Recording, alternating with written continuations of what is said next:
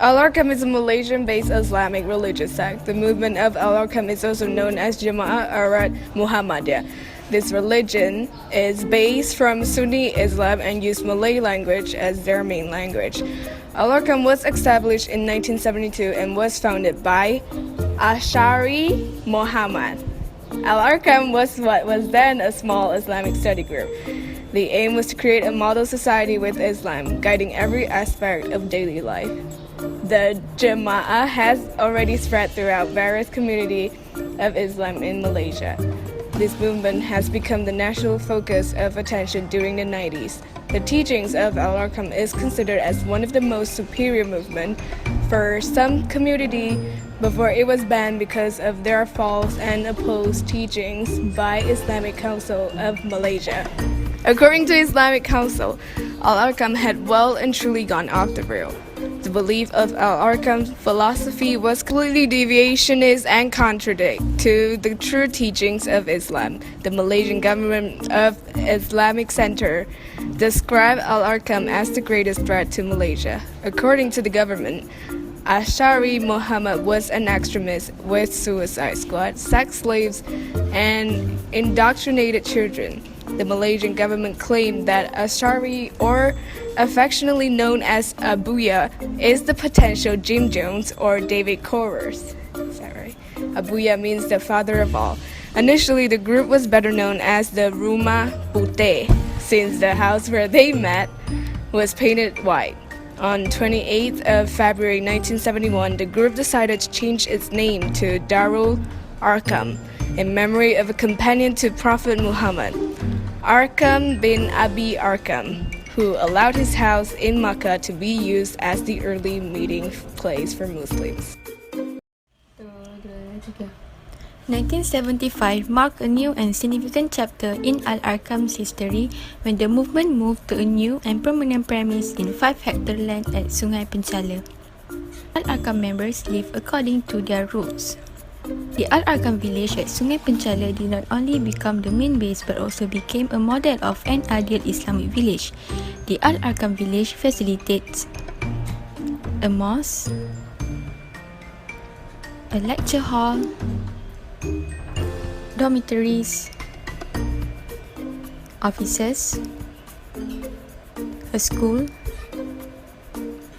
houses, and shops. Al-Arqam members are usually turban and veil, and they are not that hard to identify. Al-Arqam was an urban-based movement, and its membership was heavily drawn from educated Malays. There was no official membership, as members need to fill a form or pay a fee for one can be accepted into the fold as long as one subscribed to the rules of Islamic teachings, participated in the movement's program, and sacrificed oneself for the sake of religion. One automatically became an Arqam member. Hence, it is very difficult to give an accurate estimation of the membership members, although it was estimated that prior to its ban, the group had between 10,000 and 12,000 members. Al-Arqam organization structure was called the Majlis Shuyuh. Activities of Al-Arqam started from 1971 at Kampung Datuk Kramat, and the movement grabs the attention of numerous people around the whole Malaysia after they settled in Sungai Penchala in 1973 to 1975.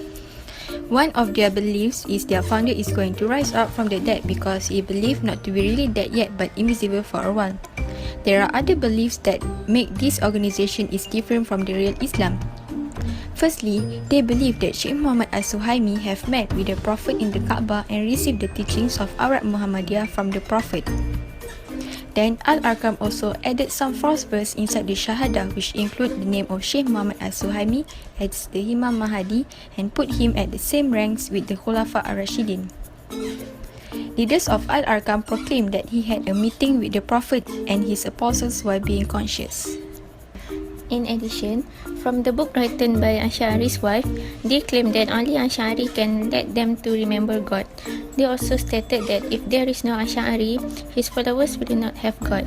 Besides, they also make a same comparison between Ashaari and Prophet Muhammad. in which acknowledge that Ashaari's knowledge is by the inspiration as same as Prophet Muhammad received his visions. Next, they claim that Ashaari had been chosen by God as a leader during his time. They also indicated that Ashaari has a power given by a God to call money, knowledge, and anything depends on his necessity. They also claim that Ash'aris are able to postpone people's death, which is really not make sense. They also proclaim that every marriage must start with 2 wives and 3 and then 4. Al-Arqam are too obsessed with their religion and the founder, and they made him like their god and believe that he can grant people blessings. They do not follow and respect the decisions of the ulama, which is like a pope in Christianity.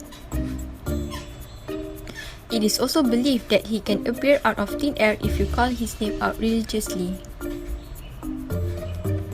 Ashaari also claim that he is from the Prophet descendant, which is the Bani Tamim clan. All of these practices and beliefs are totally different from the real Islam that have been taught by Prophet Muhammad. However, they still have some similarities with the real Islam as they still a part of Muslim. They practice the same religious teachings such as prayers 5 times a day, fasting, and more. It's hard to differentiate whether they are part of Al-Arqam organization or normal Muslim as they all look the same. Besides, the most important is they believe in Allah. Some people would never expect that their teachings and belief are different from what Prophet Muhammad taught, as their approaches are the same and very convincing. But their obsession and belief toward Ashaari Muhammad, who is their leader, have made them really different from Islam, because in Islam they only follow the teachings of Prophet Muhammad and Allah's order.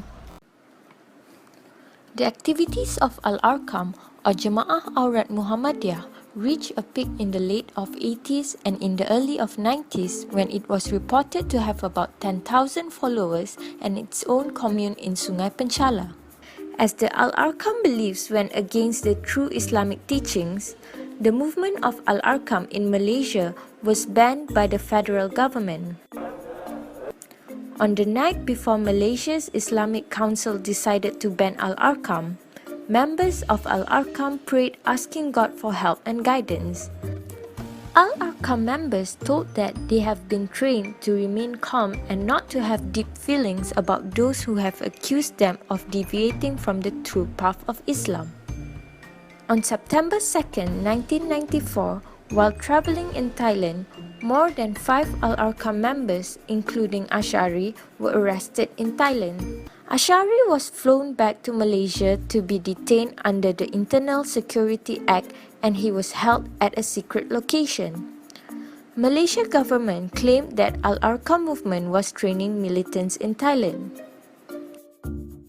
The commune settlements were all closed and all former members prohibited from intermingling to revive the movement. Police tore down logos, confiscated equipment, and detained number of members for questioning. It was a very masterful operation, and the government claimed that Al-Arqam is a dangerous force. A month before the death of Ashaari Muhammad, who is also known as Abuya, his wife, Hatijah published a book titled Tsunami, The Proof of Abuya, the son of Bani Tamim. The book claimed that Abuya created the Aceh tsunami in 2004. Hatijah claimed her husband was capable of lifting seawater and making it fly. Ashaari died at Ipoh Specialist Hospital because of lung infection in May 13, 2010. Al-Arqam has opened branches overseas and schools at home. Al-Arqam has also already entered the business arena.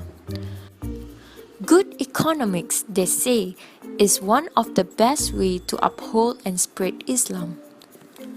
Ashaari was the founder of a company called Global Ikhwan, whose diverse activities including restaurants, noodle manufacturing, and there is also bus company, the fleet of taxis, mini markets, furniture and car workshops, agriculture center, clinics, and the list goes on. The company provides homes, jobs, schools, and medical facilities to its members. These people work without money.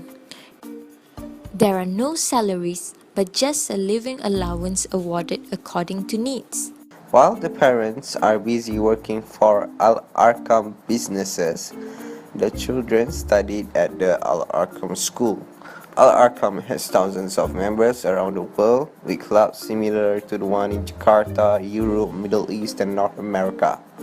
Al-Arqam encourages polygamy, and Ashaari was also a big campaigner for polygamy. According to the government, the movement treats females like sex slaves. Spirits Parliament was held recently by the group that was led by Hatijah from June 2nd to 4th in Jitra, Kedah in attempt of clarifying the capture of followers of global equality. In order to show that the group is still active, Al-Arqam through GISB had launched retail shops and restaurants abroad, including Saudi Arabia. Later on, they started doing concerts, performances, and pantomimes in hopes of promoting the goals and beliefs of the group. These were added to convince members of the groups through teaching. The organizer of Al-Arqam, which is the widow of Ashaari Muhammad, Hatijah also known as Jah, was banned in 1994 after confessing to practicing false teaching. The widow of Ashaari Muhammad, the founder of the Al-Arqam, was banned in 1994. Hatijah otherwise known as Jah, admitted to practice before the heresy. Together with 300 other followers of the movement, Ashaari led the proclamation of genuine atonement on November 8 in the ceremony called Istitaba, which is repentance, in a hotel in Shah Alam, pledging to abide by the ruling and willingly live and no longer repeat them, practicing Aurat Muhammadiyah. I think Al-Arqam should still exist because they're basically all false teaching, and they should, they teach the wrong things to people. And I think the government should be more strict about this and shut down pretty much every organization like this. Because some people do believe in them and doing wrong things because of it. Al-Arqam might actually be leading people to sins and then bringing sins to themselves. I personally think that Al-Arqam is a movement that is totally clashing with the true religion Islam. This is because the followers of this movement see the founder as a superior and as a superpower. They also even pray towards their founder, which is totally wrong because in Islam, they only pray towards their God, which is Allah. For me, as a Muslim and what I have been practicing, I think Al-Arqam is not that bad. However, there are some beliefs and teaching that are totally different from Islam. Firstly, they said that Ashaari, the founder, is really dead, even though there are lots of videos and pictures about the burial ceremony. Next, Ashaari claimed that he from the Prophet descended, which is totally impossible because he was born in a holy Islam. My opinion about Al-Arqam is that they fail to follow the true teachings of Islam, and what they do is likely to confuse other people, especially the Muslims in this country. And some of their teachings and philosophy, especially the part when they believe that Ashaari would be resurrected as Imam Mahdi, is completely deviationist in the sense that they go against Islam, and it contradicts with our faith in Islam. And So in my belief, Al-Arqam is a false religion. This is because, firstly, Ashaari, the founder, is a manipulative person. He easily manipulates people who wants to better themselves, especially the women folks, into following him. And then the second reason is polygamy is totally misused in this religion. The actual aim is to protect widows, but he ended up enslaving them. So that is why I totally agree that it's a false religion.